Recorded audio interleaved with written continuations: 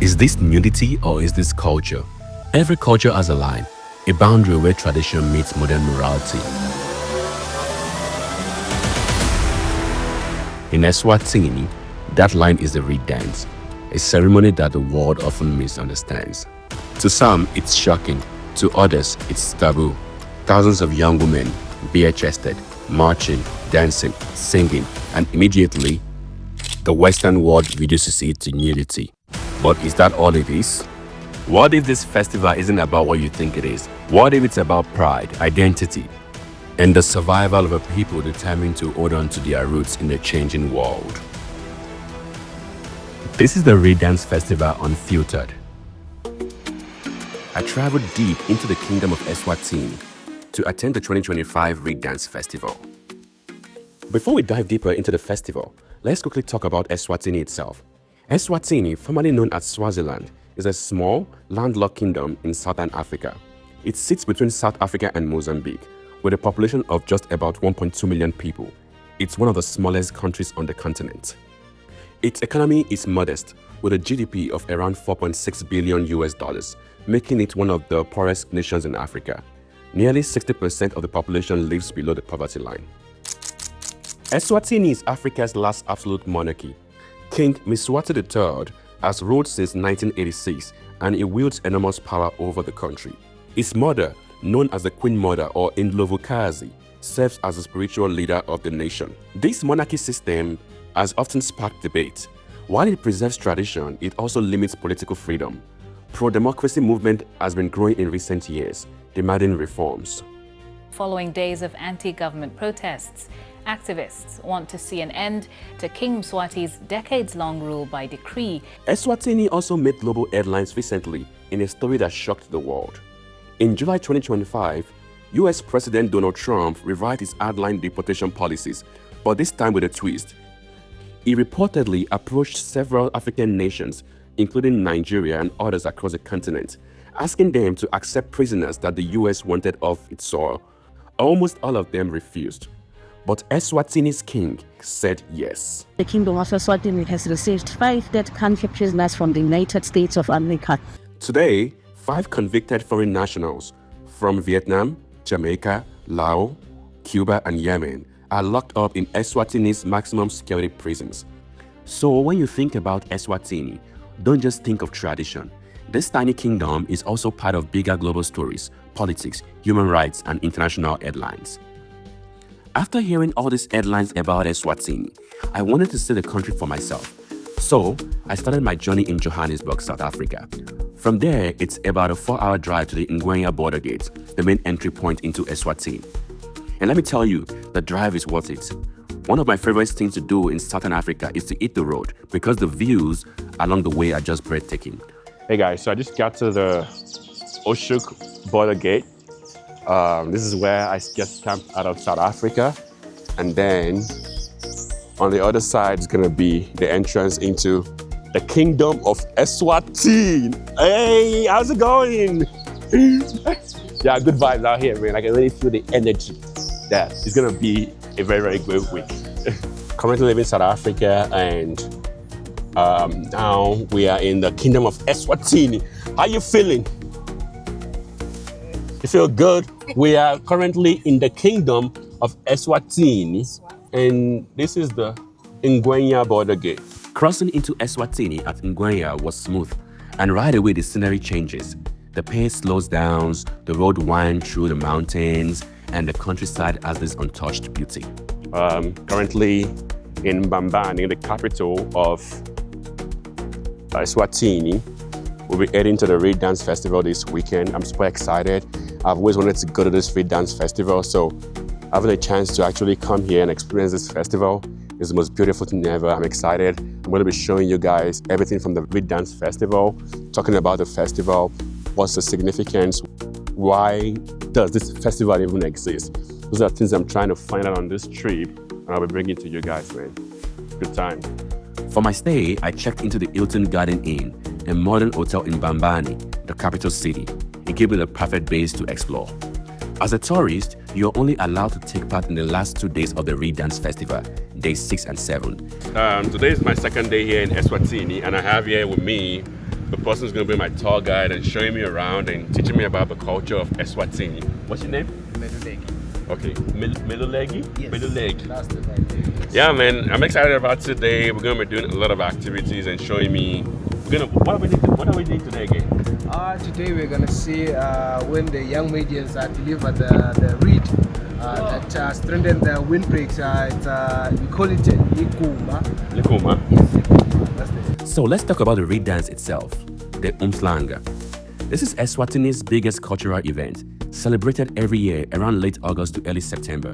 It lasts 8 days and up to 40,000 young women take part, making it one of the most spectacular traditional gatherings in all of Africa. Here's how it works. Day 1 and 2, girls arrive from all over the country, registered at the Queen Mother's Royal Village, and then divided into 8 groups. The older ones, ages 14 to 22, sometimes march more than 30 kilometers to the reed beds. Day 3 and 4, they cut their reeds, bottle them up, and carry them back overnight, showing endurance and strength. Day 5, a day of rest, where they prepare their hair and attire for the big dances. Day 6, the first day of dancing, the girl drops their reed at the Queen Mother's quarters, then enter the arena in groups, singing different songs at the same time, creating a powerful wall of sound. Day 7, the main day, His Majesty the King arrives and each regiment dances before him in turn. This is the day most visitors attend. Day 8, the king commands cattle to be slaughtered for the girls, a grand feast to close the celebration. And of course, I had to get involved myself. Shopping for my own outfit so I can look like a proper Swati man. So, what am I wearing? So this one? Yes. I tie it. Mm-hmm. You don't want me to dress you up like now? You can dress me up. I mean, That's why I'm saying, can you otherwise now I'm gonna look. What if I don't look? take everything out again? Aibo. Yeah, bo. Aibo. Wait. Yeah, but this one is a bit big.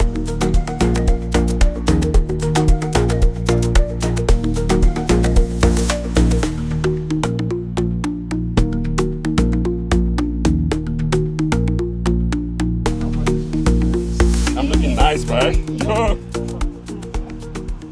I'm looking like a proper Swati man, man. Don't play with me. I'm from Swaziland. My new name is what? Give me a name. Mantla. Mantla. It's power. Like like Mandela. Is it Mandla? Like Mandla? Yes, Mantla. Mandla. My name is Mandla. From now henceforth, you call me Mandla.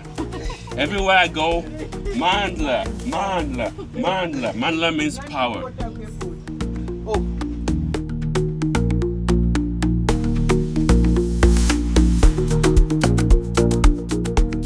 And this is what?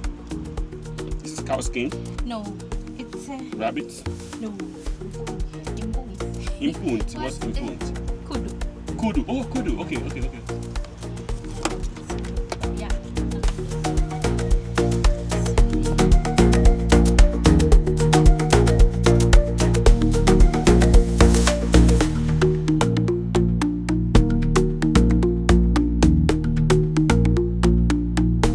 Like him right here. Oh, oh wow, I look good. Oh, this is proper.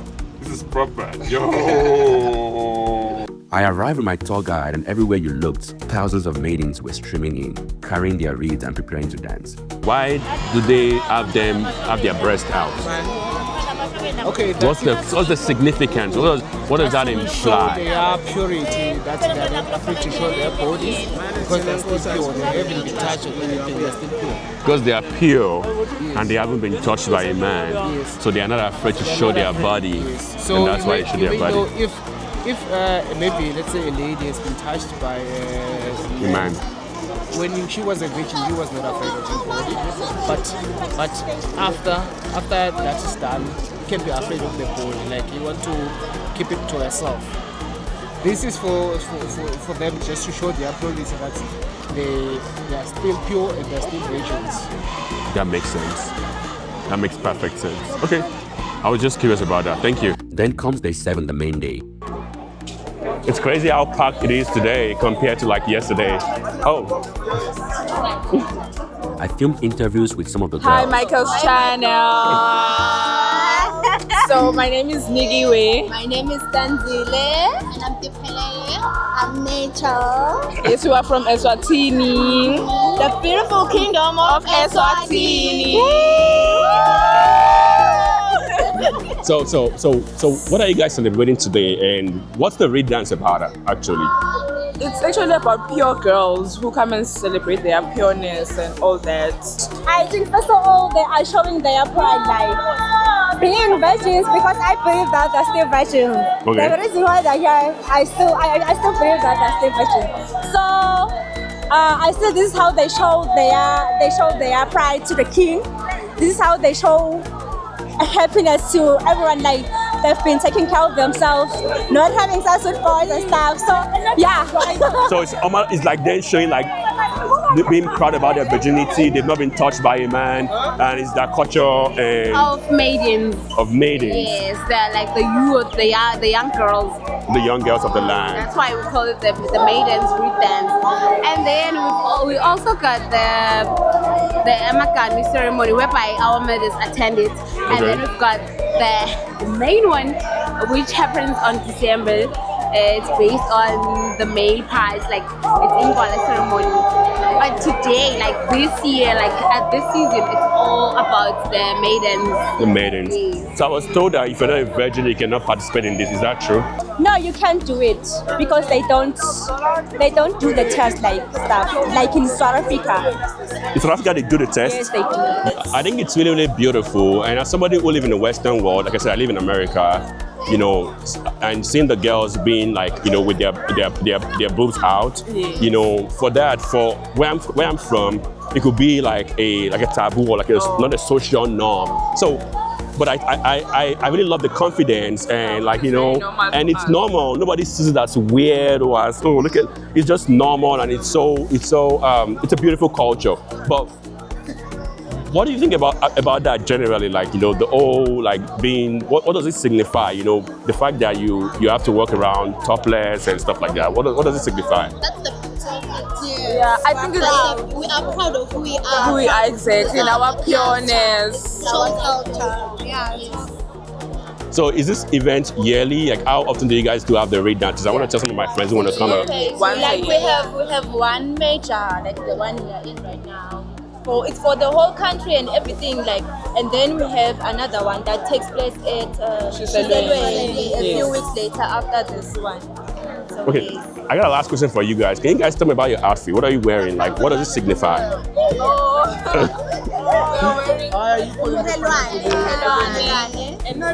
So this is called Eluane. Okay, and what's that? And then this is Magala. And then this Wow, amazing. Swati women are beautiful. Like, what? Swati women are extremely gorgeous. So if you're looking for a partner, like my wife, hey man, you might as well just attend the 2026 Raid Dance Festival. Maybe you might find your soulmates here. Oh, bro, I can find my soulmate. Yo, I can't wait. Okay, to be honest, based on that part, on the poaching or like the approaching of the wives, like searching for wives. Okay, I think it has to do with that particular person that you have to approach. I'm really not sure about it, but then you just can't go like straight to the playground whereby the maidens are taking place, like they are doing their thing in the desert part. It's not. Yeah, I'm trying to be honest, by the way. For me, those 2 days were unforgettable. To witness tradition this powerful in person changed the way I think about culture. What seemed shocking from a Western perspective suddenly made sense. It wasn't about nudity, it was about pride, womanhood, and unity. When I first set out on this journey, I was curious, maybe even skeptical. I had seen the viral clips online, women dancing bare-breasted, and I wanted to understand what it really meant. Along the way, I discovered more than I expected. A country that struggles with poverty, headlines about policies and prisoners, dangerous road with no street light. Right. One thing about driving in Eswatini at night is that there are no street lights. If I turn off the vehicle's lights, you're not gonna see anything. It's pure darkness. Why are there no street lights? Hey King, what's up? Do some street lights here, man. Like, what's going on? We need some street lights. You know? You got tourists coming in here. We want to have street light when we're driving, right? but also a country full of resilience, joy, and spirit. And then the Reed dance itself, tens of thousands of maidens moving together in harmony, proud of who they are, proud of where they come from. What felt strange through the lens of Western ideologies made perfect sense here. It's not about exposure, it's about heritage, pride, and unity. After the festival, the streets of Eswatini come alive. Music, dance, and smiles everywhere. People who have so little in material wealth, but so much in spirit and joy. That's what stayed with me the most. So, what did I learn? The Reed dance isn't just a cultural performance for tourists. It's a heartbeat, a reminder that tradition can survive and thrive, even in a modern world. Eswatini may be small, but its spirit is larger than life. And for me, being here wasn't just travel, it was transformation.